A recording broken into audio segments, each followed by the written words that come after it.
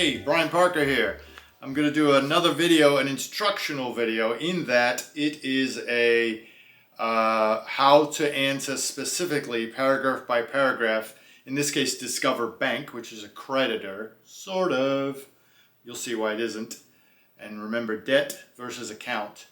Anyway, we want to do something, so you can go to something like a solo suit or something like that, or some other Square Deal Dan type of here's how to answer a lawsuit. It's not enough. Don't pay for those services. You need instructional videos on each paragraph or the main paragraphs as I've been giving you. You can do whatever you want. I'm not telling you how to practice law or your life, but I'm showing you how Brian Parker does it, and it's a lot better. And you can go to my Collection Stopper Solutions website and pay a lot less, and get a video, and get instructions, and get show notes, and get examples, and get word templates of how I do it. The guy that's been doing it for 30 years, not Square Deal Dan. So yeah, that's a little bit of a criticism, but it's true. So I'm going to show you how to do it right.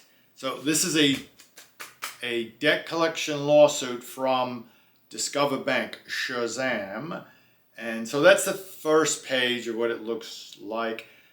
We're going to put on the second page next to it, so you're going to have to look at me for a bit. Shazam.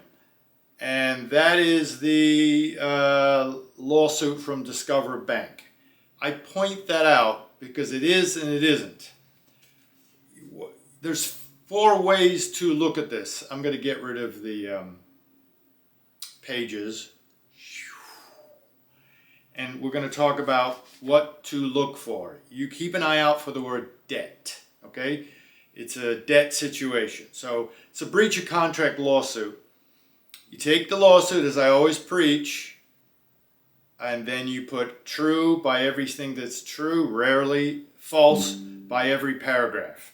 And then what you do is you deal with the true, rarely of anything, but you also deal with the false and why it's false. That's going to eventually go to your counter affidavit. I'm going to give you a little cool thing to do at the end in keeping with what they did in this particular lawsuit and in what debt buyers and creditors are now doing, but they're getting it done to them by their own law firm. I'll show you. So you're going to be writing an answer. So let's put up that first paragraph from this lawsuit, Shazam. So that's just the first paragraph, and you can see for some strange reason, they are making a point, nobody does this, that they are the original creditor, Discover Bank, and has not signed the debt. Why would they do that? It's not a requirement in a lawsuit because of you and me. We're making a big issue of securitization now, and it is big, and it is the truth. They know that you're coming in with securitization defenses, so they're signaling the court rather than anybody else. So keep an eye on that. So they use the word debt in this first paragraph, but that's the last you're going to hear about it. I write in response. I go to, if you look at my beginning of my answer, let's go Shazam, and that's my answer. That's on my Collection Stopper Solutions website. You can see my preliminary statement starts out telling the court exactly what's really going on here. All right? So it's an important distinction that the court finds out what's going on. So let's put up their number 1 paragraph, and then put next to it, I'm talking to Cindy, my editor, put next to it my answer. You can see my answer comes, boom. Don't just put denied or true or whatever. You want to, if they can telegraph the court, you're doing that, and you're doing it well. Look at their content there. You can see, okay, whoosh. You can see, you can look at my answer 2 and 3 on the website, and then the important part is to go to 4, and let's put up just their paragraph 4, Shazam. Shaminsky. What is that? So now, suddenly, out of the blue, there's a company called Discover Products in this thing, and also a successor by merger for DB Servicing Corporation, in which they say you were issued a credit card account. There's another word you can use. It may be DEBT, but for some reason that word doesn't exist anymore. So my answer to that is, let's put up my answer next to it, Shazamsky, and you'll see I'm saying it's denied for the same reason in number one. There appears to be at least 3 or 4 entities all claiming some sort of ownership. So if Discover Bank was the sole creditor, and I believe they were before they became the originator and sent it to the secure trust, why are these other companies even needing to be mentioned? They're not in the cardholder agreement they usually attach. It's a little strange thing. Again, if you volunteer something, it's going to just burn you in the butt, okay? So they keep volunteering these things by saying we're the original creditor, no assignment, and now here are these companies popping up because it's been securitized. What Discover Bank is just a servicing entity that when you defaulted or someone defaults, boom, Discover Bank shows up to collect on it because no one's asking any questions. You are. So check out my preliminary statement. That is key. Look at the way I handle the answer to a Discover Bank creditor lawsuit. The word debt showed up and then it disappears. Why the change? Because the debt has been sucked into a securitized trust as a result of securitization. Listen, there's no accidents when money is involved. They accidentally forgot to put the word debt in their other paragraphs. You can see in, let's put up paragraph 6, 8, and 14, Shazamsky, and you can see the word debt is disappeared now. Suddenly account shows up. Why? If they're so confident to tell you what they are and what they aren't, when the rubber hits the road, when they're actually going, okay, now this is what the client did wrong and this is what my client owes you money. When they actually did that, suddenly the things change because they got to tell the truth. It's not a debt, it's an account. Admittedly, the debt collector is influencing how this thing is answered, and they don't do it for their client Discover. They do it for themselves. The debt collector wants the words debt collector on this lawsuit. Because? Are they protecting Discover Bank? No, they're protecting themselves because some people may find this to be an initiation of a collection communication. Therefore, whoever they're sending it to is you or me or whoever they're suing has to get their validation rights. And they put, this is a communication from a debt collector. Let's put how they did that up on the screen. This is them saying we're debt collectors. Shazam. Now, that is the debt collector talking in some respects, but they're not in the lawsuit. So it can only be Discover Bank talking. So Discover Bank is saying we're debt collectors. There are a number of entities that are collecting or doing something in this lawsuit, but Discover Bank, for it to be protected from the FDCPA, it must state it is a creditor, which it did. But then the law firm protecting itself, not its client, puts we are debt collectors. But there is no we, it's just Discover. So they just named Discover as a debt collector. If we're to believe their stuff is true, then that has to be true also. They know they may not win on the breach of contract case because there is no contract. And they're going to say you failed to honor the terms and conditions, which aren't attached. It's just a basic copy of a Discover Bank agreement, which, by the way, if you look on the end of the last page, it usually will say the date of when that was created. And normally it's not the same date as when the client signs off on this debt. So that doesn't apply. There's all sorts of fun things you can do. You're going to make the creditor debt collector by using the debt collector law firm's own words against its client. So while it seeks to protect itself, it's busting the chops of its own client. You want to make an issue of this, and here's a good reason why. If they are debt collectors, Discover Bank, and there's no if about it, they're a servicing agent collecting for a securitized trust. By the way, if you look at my answer,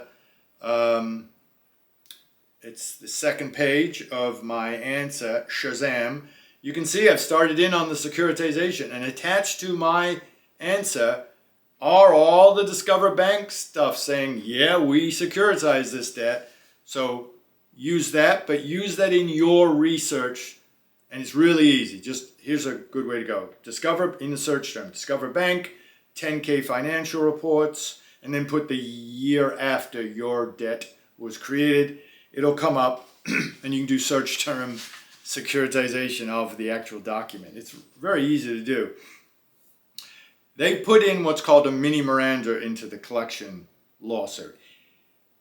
They are protected, at least the debt collector is, under 1692G. I think I wrote down D. Yes. It says legal pleadings do not initiate a collection attempt, therefore whoever you're sending it to or suing does not have to validate. But they are legally not allowed to use a debt collection attempt as a debt collection attempt. So they can't say we are debt collectors. So they're on the hook legally, the law firm. So it is Discover that's doing this. So they are initiating a collection attempt by saying we are debt collectors, so you have to validate the debt and give the person their validation right. So hear me.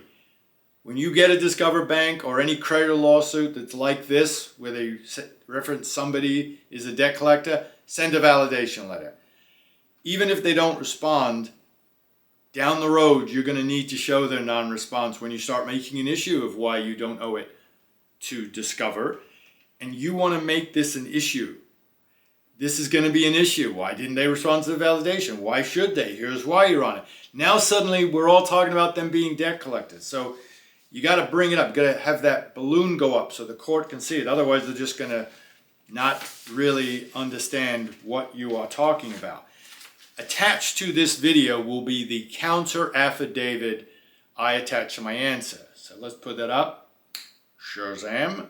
And you can see that I've made a big issue about them being securitized. You need to do, if you want, how I do this. You're just seeing how I do things.